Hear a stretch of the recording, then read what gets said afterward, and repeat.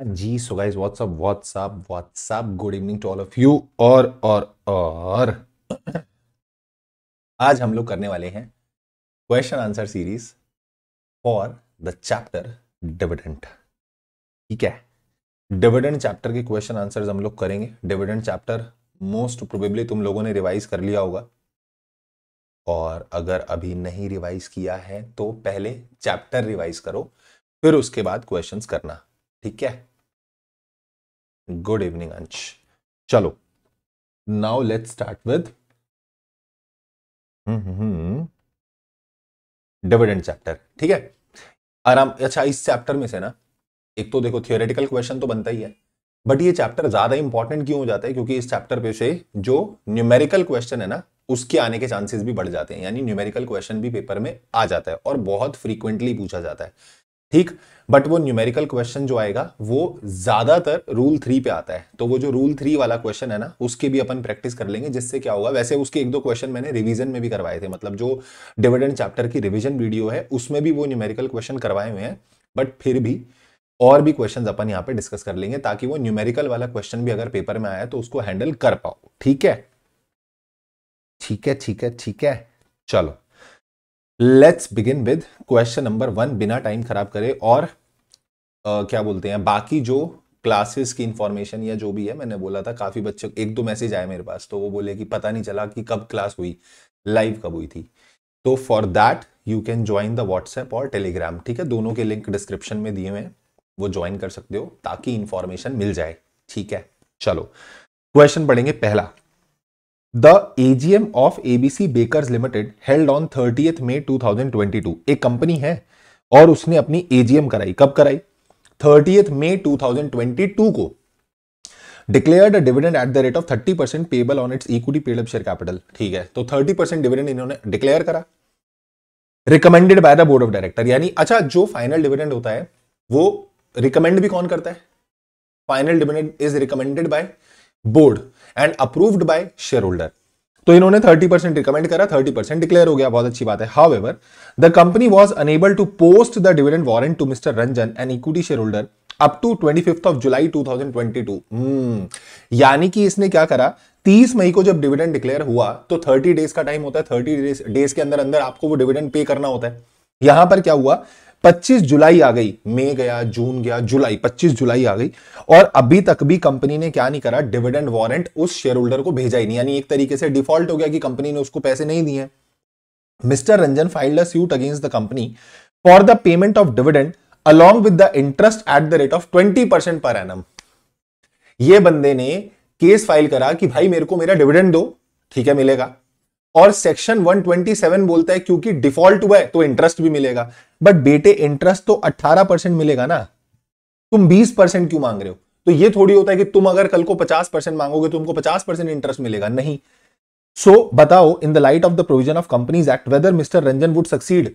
वो सक्सीड होगा, उसे डिविडेंड मिलेगा, उसे इंटरेस्ट भी मिलेगा। बट डिविडेंड और इंटरेस्ट जो मिलेगा ना, इंटरेस्ट 18% मिलेगा, 20% is not a valid rate of interest. Law में लिखा है 18, तो 18 मिलेगा। तो पहले यहां पर पूरा सेक्शन डिफाइन कर देना। 127 बोलता है कि अगर 30 डेज में हमने डिविडेंड की पेमेंट नहीं करी तो फिर सो एंड सो लाइबिलिटी आ जाएगी। ठीक है, पहले तो ये बताओगे, every director of the company, जो कि नोइंगली पार्टी था डिफॉल्ट का, जिसको पता था कि डिविडेंड पे होना है पर नहीं हो रहा, वो बंदे को पनिश किया जाएगा। इंप्रिजनमेंट कितनी? मैक्सिमम अप टू 2 years, 2 साल तक की जेल हो सकती है। And with minimum fine of ₹1000 for every day during such the default continues. और company shall be liable to pay the simple interest at the rate of 18% per annum. ब्याज लगेगा but 18% का, मतलब आपको इंटरेस्ट मिलेगा बट 18 का मिलेगा, 20% का नहीं मिलेगा। ठीक है, सो this question was only and only on a single word, that is 20%। इतनी बड़ी कहानी सजाई हुई है, छोटे छोटे से प्यारे प्यारे बच्चे होते हैं, इतना बड़ा क्वेश्चन देख के घबरा जाते हैं, ओ पता नहीं क्या आ गया क्वेश्चन में, है ना। चलो, सिंपल था क्वेश्चन। क्वेश्चन 1 तो बहुत ही आसान था सर। क्वेश्चन 1 तो सिर्फ चिल्लड़ ये बात कर रहा था कि इंटरेस्ट कितना जाएगा। क्वेश्चन 2 पे आते हैं। उल और लल्लू क्वेश्चन। पीईटी लिमिटेड को बिजनेस में लॉस हुआ up to the current quarter of the financial year. यानी अभी एक फाइनेंशियल ईयर चल रहा है, 17-18 वाला, 17-18 financial year is going on.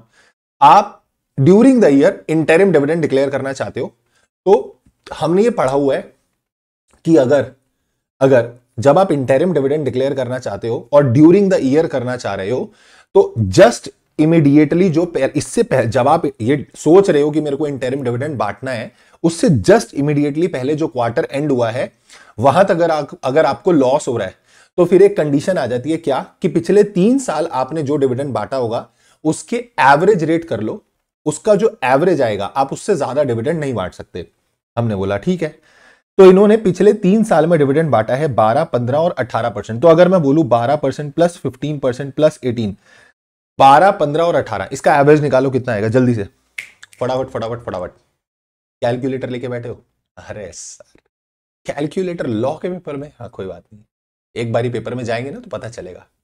जब आप एग्जाम देने जाएंगे तो लॉ के पेपर में भी कैलकुलेटर लेके जाना पड़ेगा, ठीक है? ऐसा होशियारी मत मारना कि आज तो लॉ का पेपर है, थ्योरी है, लिखना है। कितना आ रहा है एवरेज? इसको डिवाइड करेंगे 3 से, it will B 15।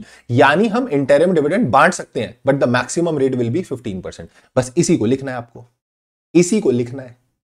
According to section 123 subsection 3, the board of director of the company may declare interim dividend during any financial year, but उसके लिए क्या देखना होता है? उसके लिए देखना होता है provided that in case the company has incurred loss during the current financial year up to the end of quarter immediately preceding the date of declaration of interim dividend. जिस दिन हम इंटरिम डिविडेंड डिक्लेयर करना चाहते हैं उससे just immediate पहले जो quarter and हो रहा है, उस क्वार्टर तक अगर हमें लॉस हो रहा है तो पिछले 3 साल के जो एवरेज रेट होंगे, मतलब 3 साल के जो रेट्स होंगे, उसका जो एवरेज आएगा, हम उस एवरेज से ज्यादा डिविडेंड नहीं दे सकते। तो this question was on the point, that is answer is 15%। मेरे को लग रहा है बहुत इजी क्वेश्चन है, बट ये चैप्टर ना एक कंफर्म कैटेगरी चैप्टर माना जाता है, मतलब एक क्वेश्चन इस चैप्टर में से शॉर्ट तुमको मिलेगा, ठीक है? तो अच्छा क्वेश्चन, मतलब अच्छा चैप्टर है, और मैं बोलूंगा छोटा चैप्टर भी है, इतना बॉम्बार्डिंग भी नहीं है, इजी भी है, ठीक है? तो स्कोर भी इजीली हो जाएगा, मतलब ऐसा मुश्किल नहीं आने वाली मुझे लग रहा है। क्वेश्चन नंबर 3, थर्ड क्वेश्चन पढ़ेंगे। ओए सामने देखो, इधर स्क्रीन पे देखो, सामने तुम्हारे इधर उधर ध्यान रहता है। RST limited declare dividend eight the rate of 20%। आराम आराम से, और ऐसे भागा मत करो, मतलब तुम क्या करते हो, फटाफट डेटा देखते हो, अच्छा 20%, पूरा क्वेश्चन पढ़ा करो 1 to 1 वर्ड, ठीक है? एक एक वर्ड पढ़ा करो, एक एक लाइन पढ़ा करो, स्टार्टिंग से एंड तक पढ़ा करो, तभी क्वेश्चन समझ में आएगा क्या बोलना चाह रहा है वो। जैसे ये क्वेश्चन तुमको लैंग्वेज में फंसा देगा, और मैं बता रहा हूं लॉ के पेपर में कुछ क्वेश्चन ऐसे होंगे जो तुमको आते होंगे, पर पता है तुम क्यों फंसोगे? क्योंकि तुम लैंग्वेज में फंस जाओगे, तुम जल्दबाजी करोगे, तुमको ऐसा लगेगा बस हाँ ठीक है हाँ ये हो गया, अच्छा हाँ अरे हाँ ये तो इसकी 30,000 में। इतनी जल्दी नहीं करनी भाई, ठीक है? आराम आराम से क्वेश्चन पढ़ो कि वो क्या डिमांड कर रहा है आपसे आंसर में, ठीक? ठीक है sir. RST Limited declared dividend at the rate of 20% for the financial year 2017-18। 17-18 में हम फाइनेंशियल ईयर में डिविडेंड डिक्लेयर कर रहे हैं, कितना परसेंट? 20%, ठीक है? In the AGM scheduled on 15th जून, तो ठीक है एजीएम हुई है 15 जून को, उस दिन ये डिविडेंड डिक्लेयर हो गया, ठीक है sir? As RST Limited is left with certain unpaid and unclaimed dividend। ओ यानी कि क्या हुआ, RST Limited ने जब डिविडेंड बांटा ना, तो सब लोगों ने आके अपना डिविडेंड ले लिया, बट आरएसटी लिमिटेड के पास कुछ डिविडेंड बच गया जो ना तो क्लेम हुआ ना पे हुआ, मतलब अनक्लेम्ड रह गया। सो इट ट्रांसफर्ड, इट कौन है यहां पे? इट कौन है? It sir, it is company. Company ने क्या करा, वो अमाउंट उठाकर ट्रांसफर कर दिया अनपेड अनक्लेम्ड डिविडेंड अकाउंट में। हाँ तो यही होता है कि 30 दिन के अंदर आपको क्या करना होता है, पे करना होता है, पर अगर नहीं पे करा तो then you have to transfer within the 7 days। हाँ ठीक है, जैसे ही वो 30 दिन एक्सपायर होते हैं उसके अगले 7 दिन के अंदर अंदर आपको वो अनक्लेम्ड डिविडेंड अकाउंट में डालना होता है, ठीक है sir? After remaining unpaid and unclaimed for more than 2 years, ले लो तुमने 2 साल तक उसी में पैसा छोड़े रखा, भाई साहब, some of the entitled shareholders made liable for the non-compliance of section 124। तो कुछ लोगों ने ये क्लेम करा कि कंपनी ने 124 सेक्शन का नॉन कंप्लायंस किया है, क्योंकि 7 दिन के अंदर अंदर पैसा ट्रांसफर होना था और कंपनी ने 2 साल तक अनक्लेम्ड अनपेड रखा हुआ उसे। एंड इन शेयर होल्डर ने बोला they are unpaid dividend amount, और अब ये बोल रहे हैं हमारा अनपेड डिविडेंड अमाउंट जो है वो हमें पे कर दो। RST limited denies saying that there were certain legal issues on the entitlement of dividend amount to the respective share holder. Company और चंट है, कंपनी ने बोला नहीं मिलेंगे डिविडेंड के पैसे। हमने बोला क्यों नहीं मिलेंगे भाई? तो आपको बताना है कि क्या एज पर कंपनीज एक्ट ये वैलिड है या इनवैलिड है। आओ सबसे पहले एक टाइमलाइन देखो 124 की, मैं तुम्हें एक बार टाइमलाइन दिखाई देता हूं। टाइमलाइन से काफी सारी चीजें आसान हो जाएंगी, आगे रिवाइज भी हो जाएगा अच्छे से।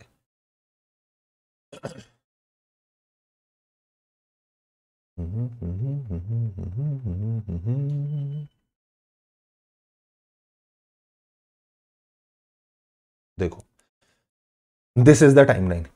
जिस दिन डिविडेंड डिक्लेयर होता है, मैंने बोला जिस दिन डिविडेंड डिक्लेयर होगा वहां से 30 डेज के अंदर अंदर क्या करना होता है, आपको पेमेंट करनी होती है। अगर आपने 30 डेज के अंदर पेमेंट नहीं की तो अगले 7 दिन के अंदर अंदर क्या करना होगा, आपको उसको अनपेड अनक्लेम्ड डिविडेंड अकाउंट में ट्रांसफर करना पड़ेगा। और अगर आपने डिले किया तो इस पर आपको इंटरेस्ट देना होता है 12% पर एनम का। चलो आपने कर दिया, मान लो ये जैसे ही आपने ट्रांसफर करा, तो जिस दिन आप ट्रांसफर करोगे ना, वहां से 90 डेज के अंदर अंदर आपको क्या करना होता है, एक स्टेटमेंट बनानी होती है जिसमें आप लिस्ट ऑफ शेयर होल्डर लिखते हो जिनका डिविडेंड पे नहीं हुआ है, और इसको क्या करना होता है, आपको वेबसाइट पे प्लेस करना होता है। फिर जब ये ट्रांसफर हो जाता है ना, इसके बाद ये यहां पर कितने साल के लिए पड़ा रहता है, 7 साल के लिए पड़ा रहता है, ठीक है। और जैसे ही 7 साल खत्म होता है उसके बाद ट्रांसफर हो जाता है किसको, आईईपीएफ को, यानी कि आईईपीएफ फंड में क्या हो जाता है, ट्रांसफर हो जाता है। तो हमने बोला बताओ, as per according to this provision 124 के हिसाब से क्या नॉन कंप्लायंस हुआ है, क्या प्रोविजन कंपनी ने गलत करा है। पढ़ो जरा क्वेश्चन को। एज पर सेक्शन, अब वही जो तुमने उधर चार्ट में देखा ना, वही सारा यहां पे तुमको किसमें लिखा हुआ दिख रहा है, टेक्स्ट में, बिल्कुल सेम है। सर इसने बोला as per section 124 of the companies act, जब डिविडेंड डिक्लेयर होगा but has not been paid to the share holder within 30 days from the date of declaration, then next within 7 days from the expiry of that 30 days, within 7 days you have to transfer it to the unpaid unclaimed dividend account. और 90 दिन के अंदर अंदर आपको वो statement बनानी होती है जिसमें आपको वो लिस्ट वगैरह बनानी होती है। Accordingly in the given situation RST limited fail to give the statement and so liable for the said non compliance. अब यहां पर उसने ट्रांसफर तो कर दिया, पर पंगा क्या हुआ कि वो जो 90 दिन के अंदर स्टेटमेंट देनी थी वो तो दी नहीं। क्या क्वेश्चन में यहां पे कुछ लिखा है अबाउट दैट स्टेटमेंट, नहीं। तो हम ये थोड़ी प्रिज्यूम करेंगे कि चली गई होगी, तो इसने वो स्टेटमेंट जो देनी थी वो स्टेटमेंट तो इसने दी ही नहीं। And any person claiming to be entitled to any money transfer to the unpaid dividend account may apply to the company for the payment of money claimed. और जो भी अनक्लेम्ड अनपेड डिविडेंड अकाउंट में पैसा पड़ा होता है, तो share holders जिनका वो पैसा है, they are entitled to apply to the company. वो तो अलाउड है कि आप आओ और कंपनी को बोलो आपको पैसे मिल जाएंगे। हाँ, 7 साल पड़ा रहेगा, फिर 7 साल के बाद वो कहां चला जाएगा, फिर वो चला जाएगा आईईपीएफ में। And once it is transferred to IEPF, फिर आप कंपनी को नहीं बोल सकते, फिर आपको आईईपीएफ अथॉरिटी के पास जाना पड़ेगा, मिल तुम्हें तब भी जाएंगे पैसे। एक क्वेश्चन ये भी आया हुआ है कि आईईपीएफ अथॉरिटी के पास वो ट्रांसफर हो चुका है, मतलब आईईपीएफ में जा चुका है, बट कंपनी ने बोला अब तुम्हें डिविडेंड मिलेगा ही नहीं। क्यों नहीं मिलेगा भाई, क्यों नहीं मिलेगा, मिल जाएगा, बट तब तुम्हें किसके पास जाना पड़ेगा, आईईपीएफ के पास। परफेक्ट अंश भैया, एकदम करेक्ट। सिंस आरएसटी लिमिटेड ने क्योंकि फेल करा है, ये पेनल्टी तो लगेगी आपके ऊपर, आपने डिफॉल्ट करा है तो आपके ऊपर क्या लगेगा, company shall be liable for a penalty of 1 lakh rupees. अब आगे वही पेनल्टी है सेक्शन की रटी रटाई, वो पेनल्टी तुमको लिखनी पड़ेगी, ठीक है। हाँ जी, आईईपीएफ, यस यस यस रोहन, आईईपीएफ और आईपीईएफ दो अलग अलग फंड्स होते हैं, एक ही फंड नहीं होते। कई लोग तो ये भी बोल देते हैं कि वो सेम ही है, वो गलती हो गई लिखने में, ऐसा नहीं है, गलती नहीं हुई है भाई, दो अलग अलग फंड है। IEPF is Investor Education and Protection Fund. IPEF is Investor Protection and Education Fund. Sir ये तो फिर वही वाली बात होगी ना, मतलब बस यही तो हुआ है, नहीं यही नहीं हुआ। जो IEPF है ना वो यहां पर है, कंपनीज एक्ट में है, ठीक है। कंपनी वाले जो ये प्रोविजंस में आपको IEPF देखने को मिलता है। जो सिक्योरिटी लॉज होते हैं ना, तो उसमें सेबी का भी एक फंड चलता है उधर, तो वो IPEF होता है। जब उधर अपन यूज करते हैं सिक्योरिटी लॉ में, तो वो IPEF हो जाता है, ठीक है। So this is all about that penalty. You have to write the penalty. ठीक ठीक ठीक, चलो question number 4। PQ Limited declared and paid 10% dividend to all its shareholder except Mr. Kumar. भाई साहब, PQ Limited ने क्या करा, डिविडेंड डिक्लेयर करा, कितने परसेंट, 10%, सबको दे दिया, बट किसको नहीं पे करा, मिस्टर कुमार को, जिनके पास कितने शेयर्स थे, 500 इक्विटी शेयर्स थे। मतलब अच्छा, उस बंदे का 500 शेयर है तो तुम उसको डिविडेंड नहीं दोगे। Who instructed the company to deposit the dividend amount directly in his bank account? उस बंदे ने स्पेशल डायरेक्शंस दी थी कि मेरे पैसे इसी अकाउंट में जमा कराओ। हमने बोला ठीक है करा देंगे। Company accordingly remitted the dividend, company ने तो भाई तुम्हारी आज्ञा का पालन ही करा, कंपनी ने तो बैंक को पैसे भेजे, but the bank return the payment on the ground that the account number was given by mister Kumar does not tally with the records of the bank. पर बैंक ने क्या बोल के पेमेंट वापस कर दी कि भैया जो अकाउंट नंबर तुम हमें दे रहे हो वो अकाउंट नंबर से कोई ऐसा अकाउंट एग्जिस्ट ही नहीं करता, मतलब रिकॉर्ड से टैली नहीं हो रहा। अब उनको मिला ही नहीं अकाउंट, तो उन्होंने पैसे ट्रांसफर नहीं करे। अब कंपनी को जब ये पता चला तो अकॉर्डिंगली कंपनी को ये चीज कम्युनिकेट करनी चाहिए थी ना शेयर होल्डर को। कंपनी ने गलती कहां करी, the company did not inform mister Kumar about this problem. उन्होंने तो ये बताया ही नहीं। बताओ क्या यहां पर कोई फेलियर हुआ है? हाँ हुआ है। और क्यों नहीं हुआ भाई? या तो तुम बता देते। अगर मान लो उसने direction the, the direction is not complied and the direction is not communicated, तो ये पंगा हो गया ना। डायरेक्शन कंप्लाई नहीं हुई, ये फेलियर नहीं है, पर तुम कम्युनिकेट तो कर दो। तुमने कम्युनिकेट ही नहीं करा, तुमने शेयर होल्डर को बताया ही नहीं। तो सेक्शन 127 क्या बोलता है कि भैया अगर एक शेयर होल्डर ने आपको कोई डिविडेंड पे करने के लिए डायरेक्शन दी है और आपने वो डायरेक्शन कंप्लाई नहीं की, तो it is your responsibility that you have to communicate to the share holder. और नहीं करोगे तो 127 लग जाएगा, वो वाली पेनल्टी आपको पे करनी पड़ेगी। क्लियर? सिंपल क्वेश्चन है। फिर आते हैं क्वेश्चन नंबर 5 पे। YZ Medical Instruments Limited is a manufacturing company and has proposed a dividend at 10% for the year 18-19. The company has earned a profit of 910 crores, 910 crore का प्रॉफिट हुआ है, 10% dividend बांटना चाहती है। बट कंपनी चाह रही है कि हम कुछ भी रिजर्व में ट्रांसफर नहीं करना चाहते पैसा, तो क्या हम बिना रिजर्व में ट्रांसफर करे डिविडेंड बांट सकते हैं? Absolutely yes. सेक्शन 123 जो है उसमें ये लाइन लिखी हुई है कि कंपनी में ट्रांसफर टू रिजर्व। जरूरी नहीं है बेटा कि रिजर्व में ट्रांसफर हो ही हो। 1956 वाला जो एक्ट था वो मैंडेटरली रिजर्व में ट्रांसफर करवाता था, फिर उसके बाद डिविडेंड पे होता था। बट 2013 वाला जो एक्ट है वो बोलता है कंपनी चाहे तो रिजर्व में ट्रांसफर करे, ना चाहे तो ना करे। ठीक है, बट इसको क्वेश्चन को थोड़ा सा मॉडिफाई करूं। ये जो प्रॉफिट निकला है ना, इट इज बिफोर डेप्रीसिएशन। थोड़ा मॉडिफाई कर रहा हूं, this is before depreciation, this is not after depreciation.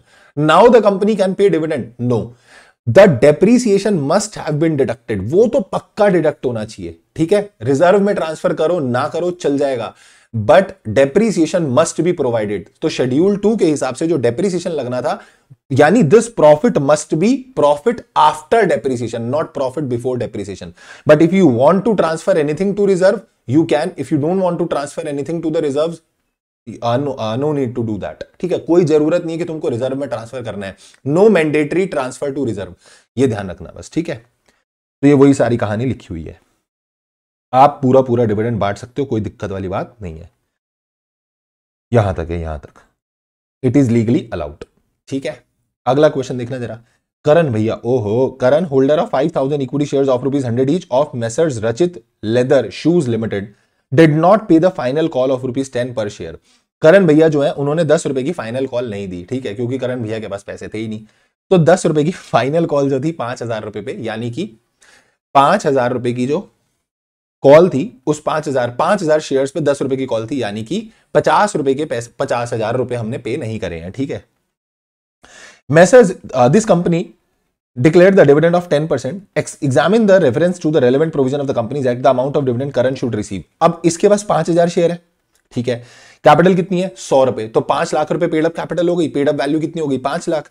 5 lakh का 10% डिविडेंड आपको मिलना था। कितना डिविडेंड मिलना था? 50,000। अब 50,000 पे जो आपको डिविडेंड मिलना था, आपने कॉल के पैसे भी तो नहीं दिए भाई। अगर तुमने कॉल के पैसे नहीं दिए तो इट इज अलाउड कि कंपनी ने जो तुमसे पैसे लेने थे वो डिविडेंड के अगेंस्ट एडजस्ट कर सकती है। ऐसा लिखा हुआ है सेक्शन 127 की एक्सेप्शंस में। वहां बोला जाता है कुछ केसेस ऐसे होते हैं जहां फेलियर नहीं माना जाएगा, और उनमें से एक केस ये होता है कि अगर लीगली कंपनी ने तुमसे कोई पैसा लेना था और कंपनी ने उसे एडजस्ट कर दिया, तो ये अलाउड है। कह रहे आप अगर पैसे दे देते टाइम पे तो एक क्वेश्चन कम हो जाता। हाँ, मैं दे देता तो कोई और नहीं देता, फिर क्वेश्चन बन जाता। So as per the given fact the company can adjust the unpaid call money of 50,000 against the dividend of 50,000। तो वो सेट ऑफ हो जाएगा और आपको कोई पैसे नहीं मिलेंगे। करण भैया को मिलेगा ठंडन गोपाल, कोई भी पैसे नहीं मिलेंगे। क्वेश्चन नंबर 6 पढ़ते हैं। Question number 6 is numerical question. एक काम करें, न्यूमेरिकल क्वेश्चन अभी लास्ट में उठाते हैं, पहले थ्योरी कर लेते हैं ना। पहले थ्योरी वाले क्वेश्चन करते हैं, फिर उसके बाद लास्ट में प्रैक्टिकल वाले करा दूंगा। चलो ये क्वेश्चन पढ़ना। ये तो मुझे सेम सा लग रहा है। अरे यार सेम क्वेश्चन, 10% डिविडेंड देना, 910 करोड़ का प्रॉफिट है, रिजर्व में ट्रांसफर नहीं करना। हाँ तो नहीं करा, कोई बात नहीं, चल जाएगा। अगले क्वेश्चन पे आओ। क्वेश्चन नंबर 8 भाई, अल्ट्रा इंपॉर्टेंट क्वेश्चन बोल रहा हूं मैं।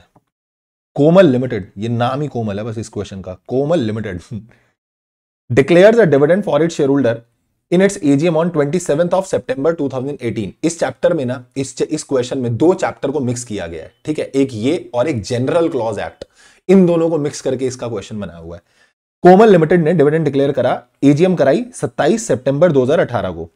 ठीक है, referring to the provision of the general clauses act 1897 and companies act 2013 advise the date during which Komal limited is required to pay the dividend. आपसे प्रोविजन भी पूछ लिया कि as per companies act dividend को पे करने का प्रोविजन बता दो, और साथ में जनरल क्लॉज एक्ट लगाते हुए यह बता दो कि वो कौन सी डेट होगी जिस डेट तक डिविडेंड पे हो जाना चाहिए। यानी this question is asking the exact date.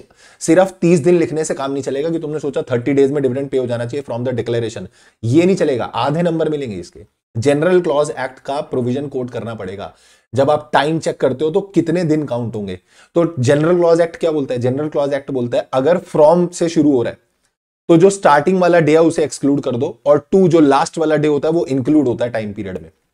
जैसे हमको 30 डेज कैलकुलेट करने हैं, तो अब इसने 27 सितंबर को डिक्लेयर करा है ना डिविडेंड, तो हम 27 को हटा देंगे, 27 को काउंट नहीं करेंगे 30 डेज में, 27 हटाओ, 28 से स्टार्ट हो, 28, 29, 30, सितंबर 30 का होता है, फिर आगे और दिन निकाल लो, अक्टूबर के कितने आएंगे? 27 दिन।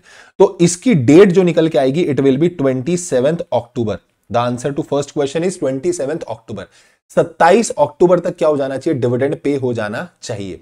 28 अक्टूबर नहीं होगा अंश, 27 अक्टूबर तक पे हो जाना चाहिए। 30 days you have to calculate from the next day, और लास्ट वाला डे इंक्लूड होगा, 27 अक्टूबर काउंट होगा, last day is to be counted. फिर आगे बोल रहा है the date during which the Komal limited is required to transfer to the unpaid dividend account. अब ये डेट भी बताओ कि अगर मान लो कोई अनपेड डिविडेंड अकाउंट, मतलब अनपेड डिविडेंड रह गया, तो उसको कितने दिन के अंदर ट्रांसफर किया जाएगा? सर 7 दिन के अंदर, ये तो हमको पता है। जैसे ये 30 दिन खत्म होंगे इसके अगले 7 दिन के अंदर ट्रांसफर कर देंगे। तो बेटे यहां पे डेट बतानी है, 27 अक्टूबर को 30 दिन खत्म हो जाएंगे। जैसे ही 30 दिन खत्म होंगे 27 अक्टूबर को, अगले 7 दिन कौन से आएंगे? 28, 29, 30, 31, 28, 29, 30, 31 एंड 1, 2, 3, यानी कि 28 अक्टूबर से लेके 3 नवंबर तक आपको इन दिन के अंदर पैसा ट्रांसफर करना पड़ेगा in the unclaimed dividend account. So this question was from the dividend chapter as well as from the general clauses act chapter. तो ये बड़ा अच्छा क्वेश्चन है। साथ ही में आपने यहां पे डिविडेंड का भी क्वेश्चन पूछ लिया और जनरल क्लॉज एक्ट का सेक्शन 9 भी इन्होंने यहां पे जज कर लिया। तो पहले वही बोला 30 डेज के अंदर ट्रांसफर कर देना, मतलब पे कर देना। 30 डेज के अंदर अगर पे करोगे तो योर डेट विल बी 27 अक्टूबर, और अगर मान लो 27 अक्टूबर आपकी एक्सपायर हो जाती है तो 28 अक्टूबर से लेकर 3 नवंबर तक के बीच में आपको उसको ट्रांसफर करना पड़ेगा to the unpaid dividend account. ठीक है, ठीक है सर। चलो 9th क्वेश्चन देखते हैं। The board of director of the future fashions limited at its meeting recommended a dividend on its paid up equity share capital। और देखो जीसीए जो है जनरल क्लॉज एक्ट, ऐसा नहीं कि इसी के साथ यहां पे मिला के क्वेश्चन पूछ रहा है, पूरे कंपनीज एक्ट में किसी भी प्रोविजन के साथ वो अड़ा के क्वेश्चन पूछ सकते हैं, क्योंकि वो तो सभी पे एप्लीकेबल है ना।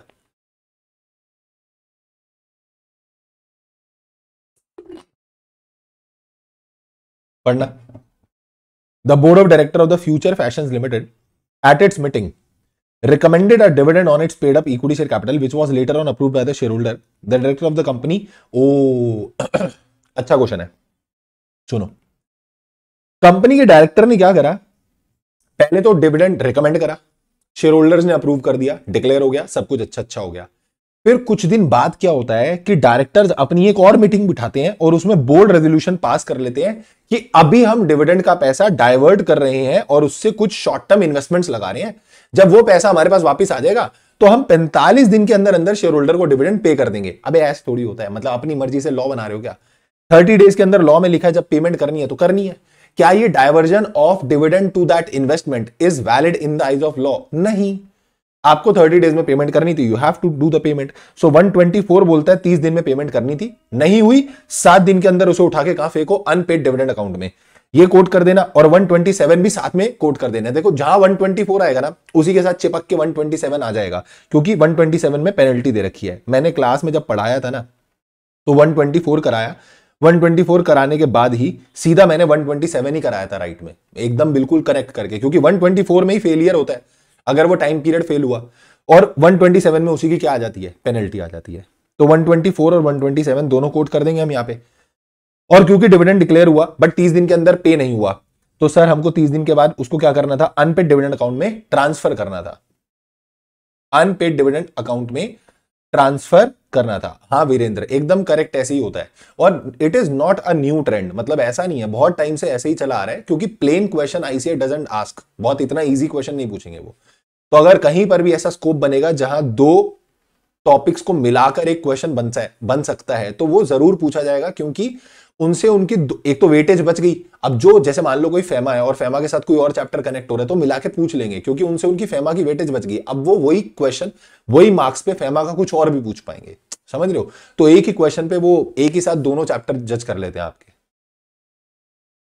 So the board of director of the future, इसने वॉलेट कर दिया है, तो इसके ऊपर सेक्शन 127 भी अट्रैक्ट हो जाएगा, तो भैया आपको वो पेनल्टी पे करनी पड़ेगी। ठीक है, जल्दी से बोल दो। डन डन डन डन, फटाफट बोलो फटाफट बोलो फटाफट बोलो, टेल मी फास्ट, फटाफट। अच्छा तुम एक बार ईमानदारी से बताओ, तुमको इजी लग रहा है मुश्किल लग रहा है? इजी लग रहा है मुश्किल लग रहा है? इजी लग रहा है या मुश्किल लग रहा है? चलो आगे आते हैं, क्वेश्चन नंबर 10 पे आएंगे। The director of delight limited proposed a dividend of 12%, the same was approved in the AGM. पहले रिकमेंडेशन हुई 12% की, फिर अप्रूव भी हो गया। The director declared the approve dividend, ठीक है, डायरेक्टर ने डिक्लेयर ही कर दिया कि डिविडेंड मिलेगा सबको। Mister A holding this has not paid amount of, ओहो रिपीट क्वेश्चन है। मिस्टर ए जो था उसके पास 10 लाख के शेयर थे, उसने कंपनी को 1 लाख रुपए नहीं दिए थे, 1 लाख रुपए नहीं दिए थे, और वो 1 लाख रुपए कंपनी चाह रही कि हम एडजस्ट मार देते हैं just with the call money, तो डिविडेंड एडजस्ट हो सकता है? हाँ बिल्कुल हो सकता है। 124/7 ट्रांसफर टू आईपीएफ शेयर्स वाला 124 इस सेक्शन की नॉन कंप्लाइंस पे लग जाएगा। अगर इस सेक्शन में तुमने कोई भी गड़बड़ करी होगी, 124 का कोई भी सबसेक्शन वायलेट हुआ है, तो फिर 124 सबसेक्शन 7 की पेनल्टी अट्रैक्ट होगी। मान लो तुमने ये नहीं करा तो 127 अट्रैक्ट हो जाएगा, सॉरी 124/7 अट्रैक्ट हो जाएगा, ठीक है। बट अगर तुमने ये वाली पेमेंट नहीं करी ना 30 दिन के अंदर अंदर वाली, तो फिर वो 127 आता है। 127 is specifically for if you have not paid that dividend with in a period of 30 days. तो आप बोल सकते हो इतने पीरियड के साथ ही आप 127 अटैच कर लेते हो साथ में। ठीक बा sir, okay sir, okay sir. Mister N, ओए मिस्टर एन नहीं, ओए मिस एन है यार। Miss N was the holder of 1000 equity shares on 31 March, but she has transferred the shares to Mr. R, whose name has been registered on 20th May. 31 मार्च यानी जब साल and हुआ था, तब मिस एन के पास 1000 shares थे, but उन्होंने mister are को ये ट्रांसफर कर दिए थे 20 मई को। तो डिविडेंड कब बटा है? डिविडेंड बटा है 20 सितंबर को। तो 20 मई को ही शेयर ट्रांसफर हो गए थे, तो यानी as on the declaration of dividend, तो R was the registered holder. भाई 20 मई को मान लो तुम एन हो, हाँ मैं एन क्यों, मिस थोड़ी हूं मैं, तुम एन हो मैं आर हूं, तुमने मेरे को शेयर बेच दिए, ठीक है। अब कोई तुम में से ऐसा मान लेना नहीं यार तुम एन हो, ठीक है, तुमने मेरे को शेयर बेचे, तो तुमने मेरे को शेयर कब बेचे? 20 मई को। तो अब तो वैसी कंपनी के रिकॉर्ड्स में मेरा ही नाम होगा आर का, तो रजिस्टर्ड शेयर होल्डर तो मैं ही हूं, तो बोल रहे डिविडेंड किसको मिलेगा? आर को। अब ये इतना इजी क्वेश्चन है ना कि पेपर का प्रेशर इसको बेकार करा देता है। पेपर तो क्या होगा, कुछ तो होगा, इस पे सेक्शन 126 लगाते हैं, वो अबेयंस वाला। अबेयंस वाला सेक्शन तब लगता है 126 जब जिस समय आपने कंपनी को भेजा हुआ है ये ट्रांसफर रजिस्टर कराने के लिए, उसके बीच में डिविडेंड आ जाए, ठीक है। यहां 126 नहीं आएगा। लो जी, क्वेश्चन नंबर 11। चलो, you have to assume yourself as N. लायक limited was incorporated on 22nd of January with the objects of providing software services। एक कंपनी थी लायक लिमिटेड और बोली हम बहुत ही अच्छे क्या बनाएंगे, सॉफ्टवेयर बनाएंगे। हमने बोला बहुत अच्छी बात है भाई। The company adopted its first financial year from 22nd January 2019 to 31st March 2020। ओहो, कंपनी ने क्या करा, अपना फर्स्ट फाइनेंशियल ईयर स्टार्ट करा 22 जनवरी 2019 से और खत्म करा 31 मार्च 2020 को। सर कुछ गड़बड़ नहीं लग रही? बिल्कुल ठीक है, फाइनेंशियल ईयर का टॉपिक भी आ गया ना। फाइनेंशियल ईयर याद करो क्या होता है, अगर कोई भी कंपनी इनकॉर्पोरेट होती है 1 जनवरी को या उसके बाद, तो फिर उसका फाइनेंशियल ईयर खत्म होता है 31 मार्च को जाकर नेक्स्ट ईयर वाला। तो करेक्ट है, बिल्कुल ठीक है। The financial statement of the period after providing for depreciation revealed a net profit. ये भी सही है, कंपनी ने ये भी अच्छा करा, डेप्रिसिएशन माइनस कर दिया, उसके बाद नेट प्रॉफिट निकाला। The board of director declared the dividend of 20% interim dividend, ओ 20% इंटरिम डिविडेंड बांटा, डिक्लेयर हुआ 7 जुलाई 2020 को, बिफोर होल्डिंग फर्स्ट एजीएम। ये भी अलाउड होता है, ड्यूरिंग द ईयर आप इंटरिम डिविडेंड बांट सकते हो। इन the light of the companies act, बताओ क्या कंपनी ने ड्यू डिलिजेंस इन डिक्लेयरिंग इंटरिम डिविडेंड करा है? What is due diligence? पहले तो मुझे इस शब्द का मतलब बताओ, ड्यू डिलिजेंस का मतलब क्या होता है? ड्यू डिलिजेंस का मतलब होता है कि when we are doing something, like आप कोई भी ऐसा ट्रांजैक्शन कर रहे हो, कोई प्रोजेक्ट लेकर आ रहे हो, कुछ काम कर रहे हो, या यू आर, जैसे आप ये कंप्लायंस कर रहे हो, तो इसके लिए ड्यू डिलिजेंस करना मतलब एक चेकलिस्ट है कि हाँ क्या हमने ये सारे कंप्लायंसेस कर लिए, whether we have done this with the due care, क्या हमने सब कुछ करा? तो हम बोलते हैं हाँ हाँ बिल्कुल करा है sir. It is absolutely okay कि अगर कंपनी के पास सरप्लस प्रॉफिट पड़ा है तो after the closure of financial year, before AGM भी कंपनी क्या कर सकती है? इंटरिम डिविडेंड लेके आ सकती है। इंटरिम डिविडेंड दो समय पे लाया जा सकता है, ड्यूरिंग द ईयर भी ला सकते हो और फाइनेंशियल ईयर खत्म होने के बाद और एजीएम से पहले भी ला सकते हो। ठीक है, तो it is absolutely okay, company ने एकदम करेक्ट करा है, कुछ भी गलती नहीं है। ठीक है बेटे, चलो question number 12, referring to the provision of the companies act, examine the validity. बताओ वैलिडिटी क्या है? The board of director of ABC tractor limited proposes to declare the dividend of 20% despite the fact that the company has defaulted the repayment of public deposit। अरे रे, यहां तो फंस गए। Section 123 बोलता है अगर तुमने 73 74 का डिफॉल्ट कर रखा है, यानी एक्सेप्टेंस ऑफ डिपॉजिट्स का डिफॉल्ट है या रीपेमेंट ऑफ डिपॉजिट का डिफॉल्ट है, 73 74 73 74 सेक्शन का अगर डिफॉल्ट किया हुआ है तो आप डिविडेंड नहीं बांट सकते। It is prohibited to declare the dividend. तो यहां कंपनी ने डिपॉजिट का डिफॉल्ट किया हुआ है, फिर भी कंपनी क्या बांट रही है? डिविडेंड बांट रही है। तो it is totally invalid. Sir ये करना एकदम सरासर गलत है, गलत है, गलत है। ठीक है भैया। चलो क्वेश्चन 13 देखेंगे। Star computers limited declared and paid dividend in time to all its equity share holder. ये मुझे ऐसा क्यों लग रहा है? ये सेम क्वेश्चन हम कर चुके हैं, ये सेम हम क्वेश्चन कर चुके हैं। This is the same question. नहीं, इसमें 127 क्यों आएगा? डिविडेंड तो बांटा ही नहीं ना, तो 127 क्यों आएगा? बांटना ही नहीं है। ठीक है, 127 नहीं आएगा यहां पे। हाँ, 13 का फर्स्ट पार्ट पढ़ो। शीला भट्ट पर 250 शेयर है इनके पास, ठीक है, और कंपनी को बोला कि तुम मेरे बैंक अकाउंट में पैसे जमा करा देना। कंपनी ने बोला ठीक है भेज देंगे, बैंक ने मना कर दिया क्योंकि कुछ रिकॉर्ड का फर्क आ रहा था, कंपनी ने इन्फॉर्म नहीं करा। बताओ क्या हुआ? हाँ, तो फिर वही 127 आ जाएगा। ठीक है, वही वो की कंपनी ने इन्फॉर्म करना था, नहीं करा, ये वो फलाना ढिमकाना। ठीक है, dividend of ₹50,000 was not paid to the successor of late Mr. Mohan in view of the court order restraining the payment due to family dispute। भाई ये बढ़िया क्वेश्चन है।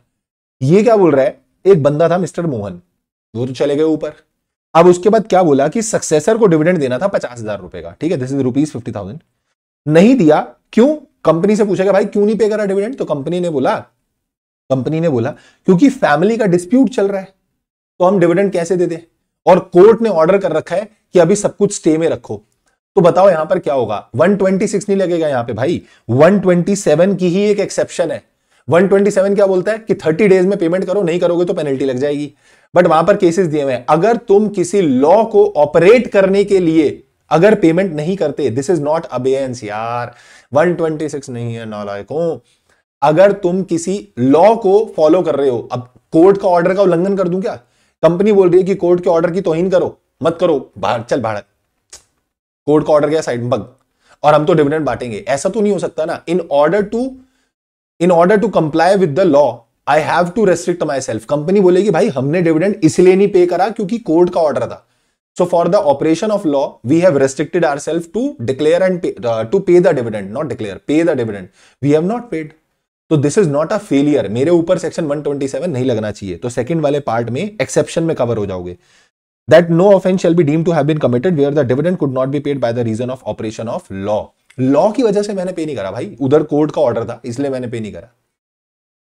ठीक है, और जो तुम ये 126 वाला अबेयंस लेके आ रहे हो ना, 126 वाला अबेयंस तब आता है जब ये डिस्प्यूटेड हो कि डिविडेंड किसको मिलेगा। यहां ये मैटर नहीं है बेटा कि डिविडेंड किसको मिलेगा। मेरी बात समझ रहे हो? 126 तब आता है जब मैंने तुम्हें शेयर बेचे और क्या हुआ, अभी 1 महीने का टाइम होता है जब कंपनी रजिस्ट्रेशन करती है SH4 कंपनी के पास जाता है और 1 महीने का टाइम होता है कंपनी के पास क्या करने के लिए कि मेरा नाम हटाएगी और तुम्हारा नाम रिकॉर्ड करेगी एज अ रजिस्टर्ड होल्डर। अब उस बीच में कंपनी डिविडेंड लेके आ गई तो अब ये पंगा पड़ जाता है मुझे मिले या तुम्हें मिले, या फिर कंपनी और कोई चीजें लेके आ गई लाइक राइट इशू ले आई, बोनस इशू ले आई, तो उनपे लगता है 126। इस पे 126 नहीं लगेगा, अबेयंस नहीं आएगा यहां पे। समझे? हाँ समझे। Question number 14, ASR limited declare dividend in its AGM 31/12/2020 को। अच्छा क्वेश्चन है, मार्क कर लो, इंपॉर्टेंट है पेपर के लिए। The dividend warrant to mister A, company ने मिस्टर ए को डिविडेंड दे दिया 22 जनवरी 2021 को, 31 दिसंबर को डिविडेंड डिक्लेयर हुआ, तो 30 डेज निकालो जरा, 30 जनवरी हो गई, 30 जनवरी तक डिविडेंड पे हो जाना चाहिए था। ठीक है, 22 जनवरी को कंपनी ने वो डिविडेंड के वारंट दे भी दिए सबको। ठीक है, मिस्टर ए को भी मिल गया, मतलब मिस्टर ए को भी भेज दिया कंपनी ने 22 जनवरी को ही। पर अब हमें नहीं पता क्या हुआ क्या नहीं हुआ, पोस्टल डिले हुआ, कुछ क्या हुआ, मिस्टर ए के पास पहुंचा 5 फरवरी को, तो भेजना इज विद इन 30 डेज या पहुंचना विद इन 30 डेज है? भेजना विद इन 30 डेज है। भाई शेयर होल्डर के पास 2 साल बाद पहुंचे, उसमें तुम कंपनी को दोष थोड़ी ठहरा सकते हो कि 2 साल बाद पहुंचा, company will be liable. Company ने अगर 30 डेज के अंदर वो भेज दिया था, वो पोस्ट कर दिया था डिविडेंड वारंट, तो कंपनी का कंप्लायंस हो गया 124 का। ये जो हम बोलते हैं ना कि दिस 124 सेज की 30 दिन के अंदर अंदर आप पेमेंट कर दो, तो ये 30 दिन के अंदर उसे मिल जाना चाहिए या हमें भेज देना है? हमें भेज देना है। उसे मिले भले ही 30 दिन बाद, यहां मिल रहा है, हमें उससे क्या, वो बाद में एनकैश करा लेगा सानू की। समझ में आई बात? भेजना इज इंपॉर्टेंट। तो कंपनी ने उसी प्रिस्क्राइब टाइम पीरियड में क्योंकि पोस्ट कर दिया था, तो कंपनी ने कोई डिफॉल्ट यहां पे नहीं किया है, कंपनी के अगेंस्ट कोई एक्शन नहीं हो सकता है। ठीक है, चलो जी अगले क्वेश्चन पे आते हैं। मिस्टर आर क्या बोलते हैं? मिस्टर आर के पास 1000 इक्विटी शेयर्स हैं, 10 रुपए का एक है। अप्रोच्ड, मिस्टर आर गए कंपनी के पास in the last week of सितंबर और बोला कि मेरा एक क्लेम है डिविडेंड का 2000 रुपए का, declared eight the rate of 20% by the company in the AGM 31/8/2011। ओ भाई 2011 में AGM हुई थी और 2019 में ये अंकल जी जागे और कहां जा रहे हैं? डिविडेंड मांगने कंपनी के पास। बस यही तो गड़बड़ हो गई। अब सोच के देखो, 31/8 को जब मीटिंग हुई होगी तो 30 सितंबर 2011 तक क्या इसे 30 दिन में पे किया गया होगा? किया गया होगा, इन अंकल ने नहीं क्लेम किया होगा। फिर उसके बाद अगले 7 दिन के अंदर अंदर ये ट्रांसफर हो गया होगा to the unpaid dividend account, और इससे अगले 7 दिन कौन से होंगे? 1 2 3 4 5 6 7, यानी कि 7 अक्टूबर तक। फिर उसके बाद 7 साल तक ये यहां पड़ा रहा होगा, कहां पे? अनपेड डिविडेंड अकाउंट में, और उसके बाद ट्रांसफर हुआ होगा IEPF में, यही हुआ होगा। अब ये अंकल जी कब आए हैं? In the last week of सितंबर, और ये आके बोलते हैं कि लाओ मेरे पैसे दो। The company refused to accept the request and informed him that his shares on which dividend has not been claimed have also been transferred to the IEPF। हमने तो डिविडेंड और उस पे शेयर भी जो थे वो दोनों IEPF में डाल दिए। एग्जामिन, बताओ कि क्या यहां पर रेमेडी अवेलेबल है उस मिस्टर आर को? तो मैंने बोला सेम वही कहानी, पहले लिखना 30 दिन के अंदर अंदर डिक्लेयर होगा, नहीं होगा तो 7 दिन के अंदर अंदर ट्रांसफर हो जाएगा अनपेड डिविडेंड अकाउंट में, वहां पे 7 साल तक पड़ा रहेगा। 7 साल तक कोई भी बंदा आके IEPF से क्लेम कर सकता है, सॉरी अनपेड डिविडेंड अकाउंट से क्लेम कर सकता है, बट अगर नहीं करा 7 कॉन्सेक्यूटिव ईयर्स तक भी, तो फिर उसके बाद IEPF में ट्रांसफर हो जाता है, और इवन उसके शेयर भी जो होते हैं वो भी IEPF में ही क्या हो जाते हैं? ट्रांसफर हो जाते हैं। And as per the provision of IEPF, अब यहां लेकर आ जाना सेक्शन नंबर 125 IEPF वाला, ये 125 ये पावर देता है कि भैया आर तो IEPF में से भी क्या कर सकता है? अपना डिविडेंड क्लेम कर सकता है और अपने शेयर्स भी क्लेम कर सकता है। So in the given question, Mr. R did not claim the payment of dividend on his share for more than 7 years. As a result, उसका ये जो सारा पैसा था और शेयर थे वो ट्रांसफर हो गए IEPF में। So as per this, Mr. R want to reclaim the share, he should apply to IEPF। तेरी अप्रोच गलत है, आप गए जिसके पास वो गलत है, आप कंपनी के पास गए, आपको जाना किसके पास था? IEPF के पास। He is also entitled to get the refund। तो आपको शेयर भी मिल जाएंगे और आपको डिविडेंड अमाउंट का रिफंड भी मिल जाएगा।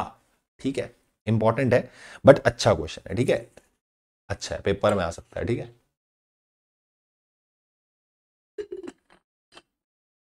ठीक है सर।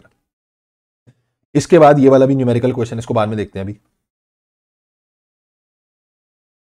ये भी छोड़ दो। ये तो वैसे भी तुम्हें मैं होमवर्क में दूंगा क्योंकि ऊपर के 2 क्वेश्चन कराऊंगा, एक तुम खुद करोगे। ठीक है, लो भैया ये क्वेश्चन पढ़ो जरा। शन heavy engineering limited is a listed entity engaged in the business of providing engineering solutions, यानी कुछ इंजीनियरिंग वगैरह का काम करती है company. The company followed consistent growth over the year. मेरे को लग रहा है ये भी न्यूमेरिकल क्वेश्चन है क्या? नहीं, अच्छा ये तो ठीक है, चलो। कंपनी ने काफी कंसिस्टेंटली ग्रो किया, तो कंपनी ने पिछले 3 साल में डिविडेंड बांटा 15, 20 एंड 25। अच्छा।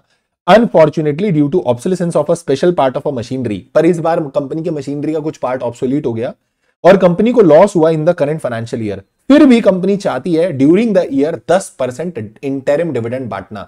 तो क्या कंपनी बांट सकती है? यस। ऊपर क्वेश्चन करा था, सेम क्वेश्चन है कि अगर तुमको करंट ईयर में इंटरिम डिविडेंड बांटना है तो लॉस है फिर भी बांट सकते हो, बट पिछले 3 साल का जो डिविडेंड होगा उसका एवरेज रेट से ज्यादा रेट नहीं होना चाहिए।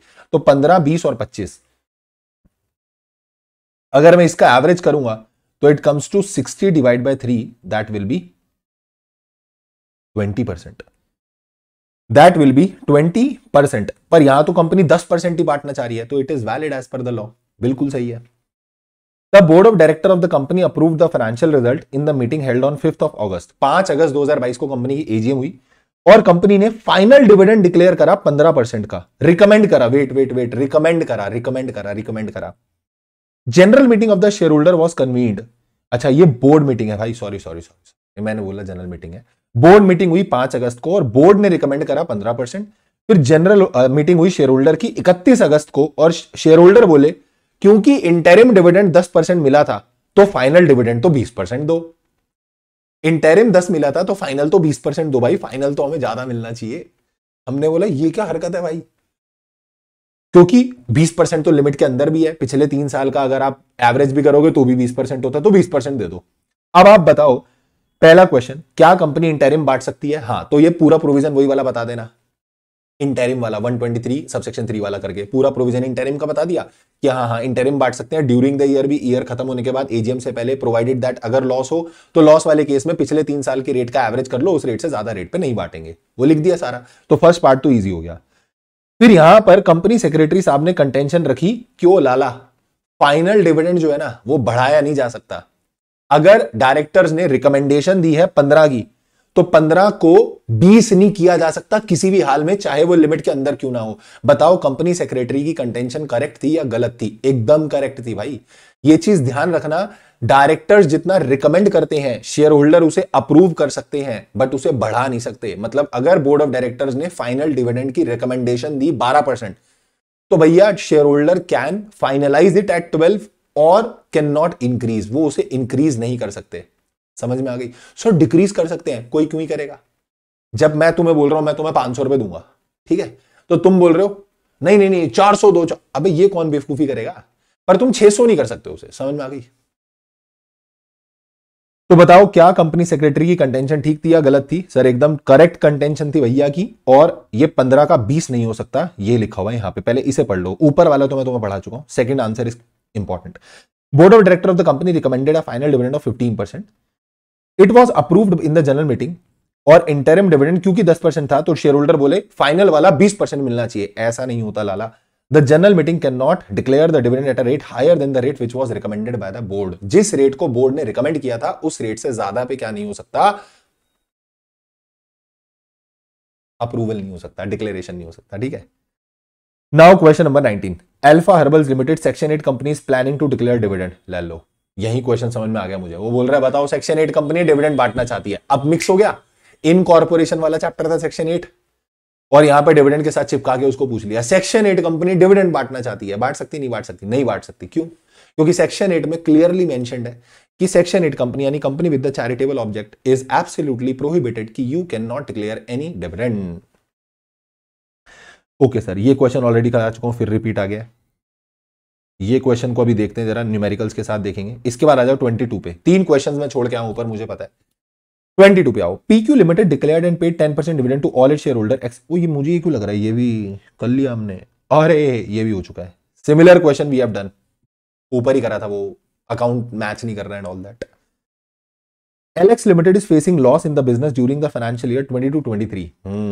कंपनी को क्या हो रहा है? लॉस हो रहा है। In the immediate preceding 3 financial years the company had declared dividend eight the rate of 7, 11 and 12। फटाफट से जरा एवरेज निकालना, 7, 11 और 12 का। 7 + 11 + 12 डिवाइड बाय 3, 7 + 11 + 12 डिवाइड बाय 3, तो ये आपका आएगा 30 डिवाइड बाय 3, दैट इज 10%। तो क्योंकि लॉस चल रहा है तो आप पिछले 3 साल के एवरेज से ज्यादा डिविडेंड नहीं बांट सकते। पिछले 3 साल का एवरेज कितना है? 10। तो you can maximum declare the dividend up to 10%। तो बताओ, कंपनी चाह रही है 12% बांटना, वैलिड या इनवैलिड? एक बार चैट पे लिख दो, एक बार, वैलिड या इनवैलिड?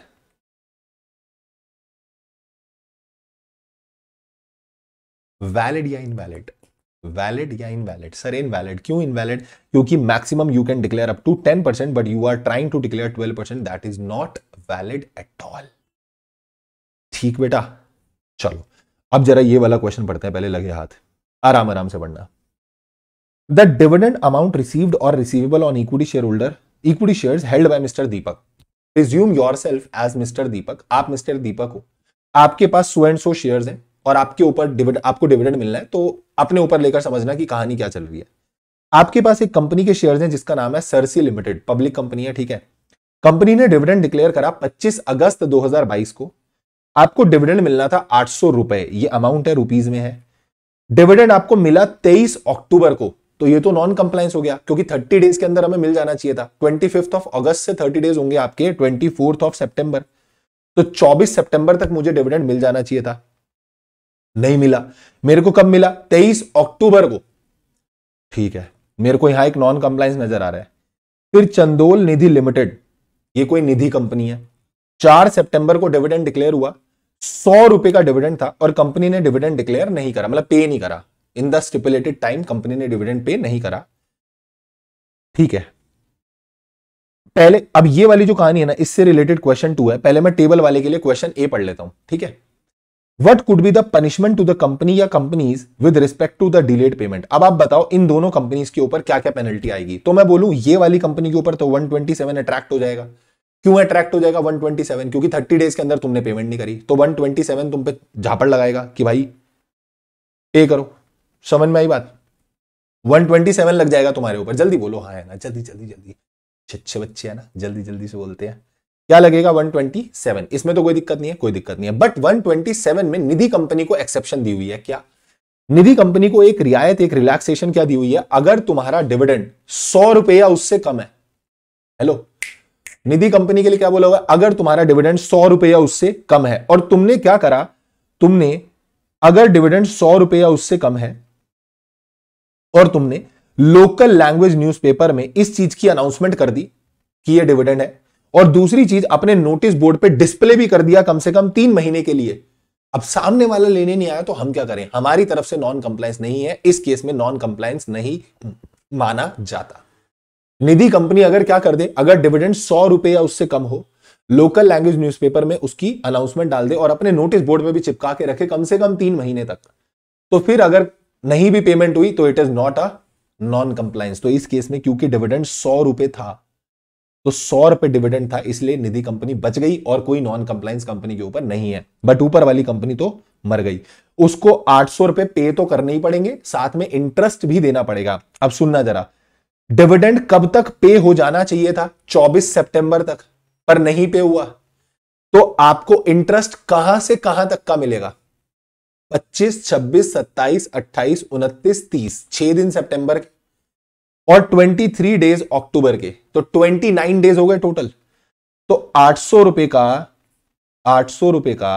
18% इंटरेस्ट मिलेगा। 18% तो पर एनम है, बट आपको मिलेगा 29 डेज डिवाइडेड बाय 365। निकालो जरा कितने रुपए आ रहे हैं। 800 रुपए पे आपको इंटरेस्ट मिलेगा 18% का इंटू 29 डेज डिवाइडेड बाय 365, कितने रुपए आ रहे हैं?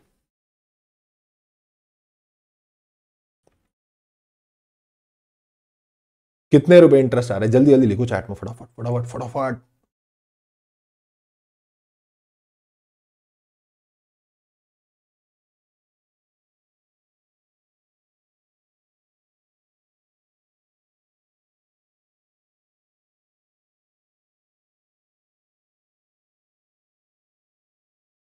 ₹11.4 बेसिकली, तो 11 रुपीज पे राउंड ऑफ कर दो लोअर साइड पे।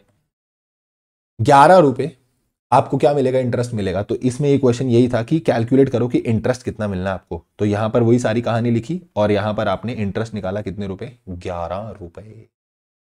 ठीक, अब आते हैं आगे। मिस्टर दीपक के पास ना 100 क्यूमुलेटिव प्रेफरेंस शेयर भी थे, और कौन सी कंपनी में थे? आर्या लिमिटेड में, जिसने डिविडेंड बांटा 8% per annum. However Arya limited ने कोई प्रॉफिट नहीं कमाया। तो बताओ क्या डिविडेंड बांट सकती है क्यूमुलेटिव प्रेफरेंस शेयर पे? क्यूमुलेटिव प्रेफरेंस शेयर ऐसे प्रेफरेंस शेयर होते हैं कि उनका डिविडेंड अगर आपने इस साल नहीं बांटा, फॉर एनी रीजन आपके पास प्रॉफिट नहीं, आपने नहीं बांटा, तो अगले साल उसका डिविडेंड आप क्यूमुलेट करके भी बांट सकते हो। बट एक चीज ध्यान रखने वाली ये होती है कि क्यूमुलेटिव प्रेफरेंस शेयर्स जो होते हैं, इक्विटी शेयर पे डिविडेंड बाद में जाएगा, पहले प्रेफरेंस शेयर पे जाएगा। अगर प्रेफरेंस शेयर को अभी तक डिविडेंड पे नहीं हुआ है तो इक्विटी वालों को पे नहीं कर सकते, ये ध्यान रखना। तो सेकंड वाले का आंसर इतना ही लिखा हुआ है। क्यूमुलेटिव प्रेफरेंस शेयर वो होता है जिसका डिविडेंड एक्यूमुलेट हो जाता है, और अगर इनसफिशिएंसी ऑफ प्रॉफिट हो तो आप उसको अगले सालों में बांट सकते हो। Until and unless the dividend of the preference share is paid in full, no dividend is payable on the equity share। जब तक प्रेफरेंस का डिविडेंड नहीं जाएगा, इक्विटी वाले का डिविडेंड नहीं जा सकता। एंड अकॉर्डिंगली आर्या लिमिटेड ने कोई प्रॉफिट नहीं कमाया इस क्वेश्चन में, और आप चाहो तो आप इस साल डिविडेंड ना बांटो, आप अगले साल डिविडेंड बांट लेना। तो क्यूमुलेटिव है तो एक्यूमुलेट हो जाएगा, अगले साल बांट देना, कोई दिक्कत नहीं है। पर एक सवाल पूछूं, अब इसी के साथ मैं क्वेश्चन एक्सटेंड करता हूं, आईसीआई कैसे जुड़ेगा। इसके आगे क्वेश्चन कैसे जुड़ सकता था किसी चैप्टर के साथ, शेयर कैपिटल वाले चैप्टर के साथ इसको जोड़ सकते थे। सपोज अगला इसका थर्ड पार्ट होता, next year also Arya limited did not paid the dividend on the cumulative preference share, अगले साल भी डिविडेंड नहीं दिया, what will be the consequences? तो कॉन्सिक्वेंस क्या आएगा अगर तब भी डिविडेंड नहीं दिया? 2 साल हो गए आपने डिविडेंड नहीं दिया क्यूमुलेटिव का, what will be the consequences? तो ये लेके चला जाएगा तुमको चैप्टर शेयर कैपिटल में, और सेक्शन 47 सबसेक्शन 2 वोटिंग राइट पे रेस्ट्रिक्शन लग जाएगी। अगर क्यूमुलेटिव प्रेफरेंस शेयर होल्डर के 2 साल तक वोटिंग राइट पे मिल जाएंगे, इनको रेस्ट्रिक्शन नहीं लगेगी, इनको पास तो होते ही नहीं है, वोटिंग राइट मिल जाएंगे सेक्शन 47 सबसेक्शन 2 की वजह से। 2 साल तक आपका क्यूमुलेटिवली क्या नहीं मिला, प्रेफरेंस शेयर पे डिविडेंड नहीं मिला, you will get the voting right. Correct. वो रेगुलर क्लास के नोट्स हैं विकास भैया।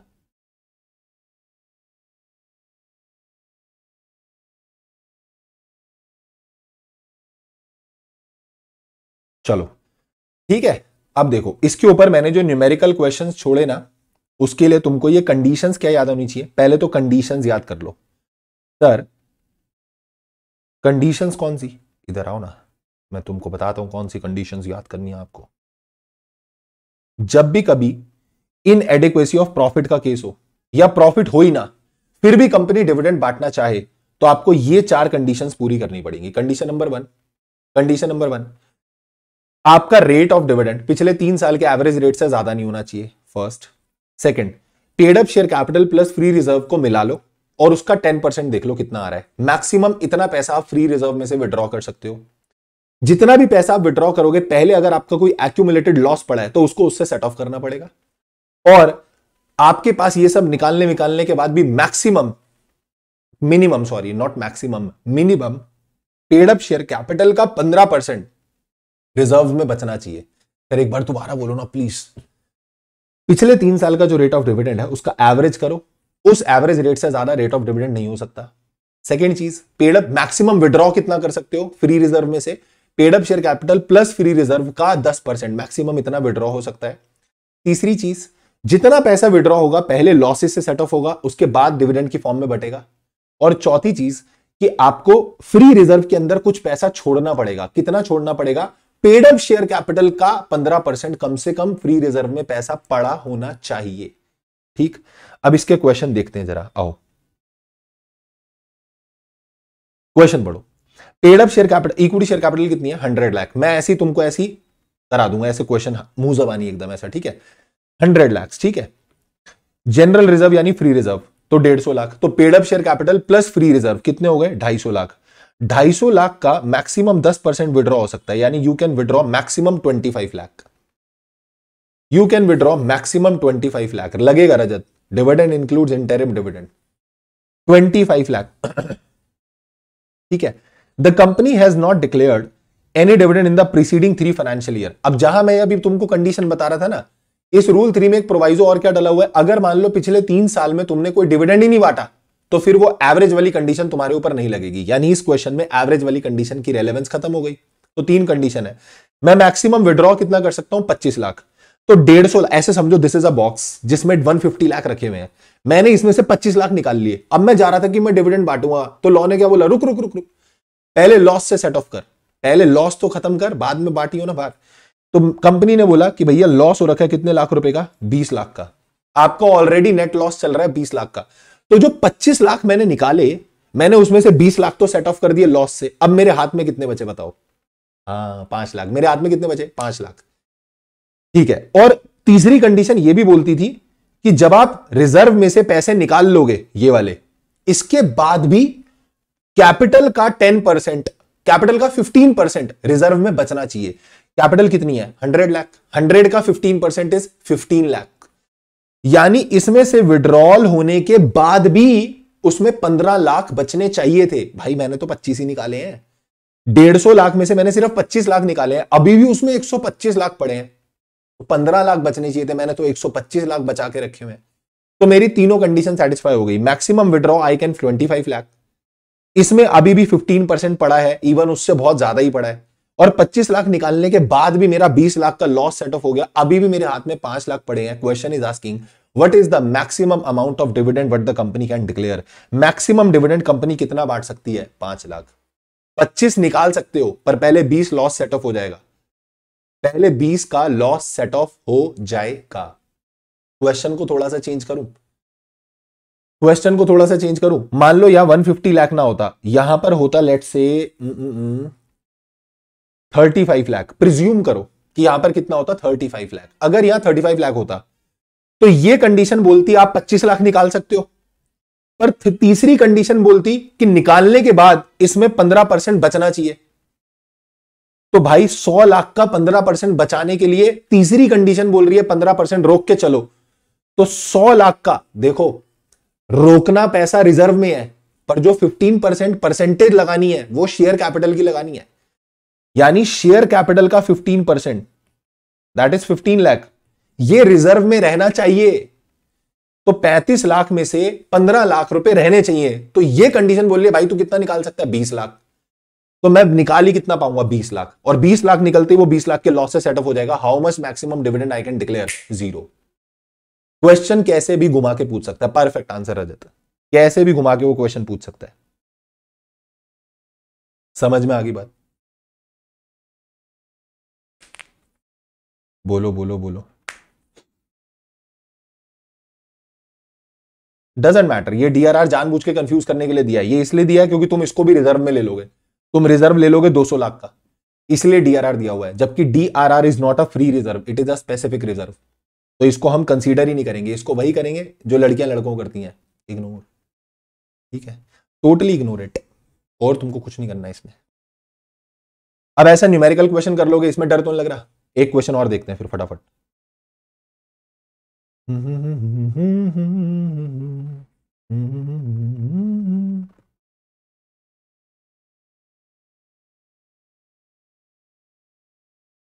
चलो ये वाला क्वेश्चन देखो। MNP limited has a paid up share capital of 10 crore, free reserve 50 crore. तो इसके पास 10 करोड़ की पेड अप शेयर कैपिटल है और 50 करोड़ की फ्री रिजर्व्स है। ठीक है, टोटल कितने हो गए? 60 करोड़। ठीक है, कंपनी को लॉस हो रखा है 40 लाख का। कंपनी चाह रही है कि हम डिविडेंड डिक्लेयर करते हैं। बोर्ड ऑफ डायरेक्टर ने बोला कि डिक्लेरेशन ऑफ डिविडेंड कंपनी चाहती है 20% है, कंपनी चाहती है 20% डिविडेंड बांटो, जबकि एवरेज रेट जो है पिछले 3 सालों का वो 25% है। पिछले 3 साल का average rate is 25%, company wants to declare 20%। तो आप बताओ मैक्सिमम कितना डिविडेंड डिक्लेयर किया जा सकता है? ये वाला क्वेश्चन मैंने रिवीजन क्लास में भी करा रखा है, एक बार वहां से भी जरूर देखना, क्योंकि इसको मॉडिफाई करके भी करा रखा है मैंने वहां पे। ठीक है, तो वो जरूर जरूर जरूर देखना, मैं बोल रहा हूं तुमको याद से। ठीक है, तो अभी तो सिंपल सिंपल मैं बता देता हूं। 10 करोड़ और 50 करोड़ दोनों कितने हो गए? 60 करोड़। 60 करोड़ का 10% कितना आया? 6 करोड़। तो you can withdraw maximum 10% of this total amount. 6 crore आप विड्रॉ कर सकते हो। 50 करोड़ में से जब मैं 6 करोड़ विड्रॉ कर लूंगा तो 44 करोड़ रुपीस तब भी बचेंगे। क्या वो 15% होंगे इसका? अरे बहुत जा रहे हैं। 10 करोड़ का 15% तो 1.5 करोड़ ही होता है सिर्फ। हमारे पास तो 44 करोड़ बचेंगे, तो बहुत अच्छी बात है। तो 6 करोड़ रुपए मैं निकालूंगा, उसके बाद भी मेरे पास वो 15% वाली कंडीशन पूरी हो जाएगी। और 6 करोड़ निकालने के बाद 40 लाख का लॉस सेट ऑफ करूंगा तो 5 करोड़ 60 लाख का I can pay the dividend. तो बोल रहा है बताओ मैक्सिमम डिविडेंड कितना दे सकते हो? तो हमने बोला भैया 5 करोड़ 60 लाख। 5 करोड़ 60 लाख। और क्योंकि company paid up share capital कितनी है 10 करोड़, कि पेड अप शेयर कैपिटल कितनी है 10 करोड़, और 10 करोड़ का कंपनी कितना बांटना चाह रही है 20%, तो 10 करोड़ का 20% इज 2 करोड़, यानी कंपनी तो 5 करोड़ 60 लाख बांट सकती है, और कंपनी बांटना कितना चाह रही है 2 करोड़ रुपए, तो बांट सकती है, इट इज वैलिड। क्लियर है, क्लियर क्लियर। अच्छा अगर ये 20% ना लिखता और ये पूछता, सुनो चल मैं बता ही देता हूं, एक और लाइन बताता हूं, मान लो यहां 20% ना लिखा होता और ये लिखा होता कि मैक्सिमम डिविडेंड कितना बांटा जा सकता है, तो तुम्हारा आंसर क्या होता? अगर यहां, चलो ये तो समझ में आ गया ना मैंने क्या बोला, कि मैंने लिमिट निकाल के रख ली 5 करोड़ 60 लाख की, इतने तक हम डिविडेंड बांट सकते हैं, ठीक है 5.6 CR, और कंपनी बांटना चाहती है 20%, तो 20% बांट पाएगी क्योंकि 2 ही करोड़ का डिविडेंड जा रहा है। अगर मैं कह रहा हूं ये 20% की लाइन यहां ना लिखी होती, कंपनी मैक्सिमम कितना डिविडेंड बांट सकती थी, I want the amount, what can be the maximum amount which can be distributed as dividend. अगर तुम बोले 5 करोड़ 60 लाख तो गलत हो तुम। क्यों सर, क्यों गलत है? 5 करोड़ 60 लाख सही तो है, 6 करोड़ विड्रॉ हो जाएगा, इन दोनों का 10% मिला के 6 करोड़ विड्रॉ कर सकते हैं, और लॉस सेट ऑफ कर देंगे तो 5 करोड़ 60 लाख बचेगा, और इसमें 15% रोक के चलना था, इसका 15% वो भी रुका हुआ है, तो सही रहेगा ना, सब कुछ तो सही है। अबे लल्लू हो, पिछले 3 साल का जो एवरेज रेट होता है उससे ज्यादा थोड़ी बांट सकते हो, चौथी कंडीशन ये भी तो होती है। और पिछले 3 साल का एवरेज रेट कितना है 25%, क्योंकि पिछले 3 साल का एवरेज रेट इज 25, तो 10 करोड़ का 25% कितना निकल के आएगा 2.5 करोड़, तो अब भी आप मैक्सिमम कितना बांट पाओगे 2.5 CR। आईसीआई ये भी क्वेश्चन पूछ सकता है, मान लो यही वाला क्वेश्चन बना के और ये ना डाले 20% और बोले बताओ what is the maximum amount of dividend the company can declare in this given case, तो आंसर हो जाएगा 2.5 करोड़ रुपए। क्यों 2.5 करोड़ रुपए? क्योंकि बेटा पिछले 3 साल का एवरेज रेट कितना है 25%, तो आप 10 करोड़ का 25% से ज्यादा डिक्लेयर नहीं कर पाओगे, समझे? क्लियर? चलो जी, तो यहां खत्म होता है अपना डिविडेंड वाला भी चैप्टर, इसके भी बड़े सारे क्वेश्चन अपन ने प्रैक्टिस कर लिए। अब हम कल करेंगे और एक चैप्टर, और उसमें फिर दोबारा मिलेंगे for another chapter. Till then पढ़ते रहो, अब टाइम बहुत बहुत बहुत कम है, सीरियसली बहुत कम है, ठीक है?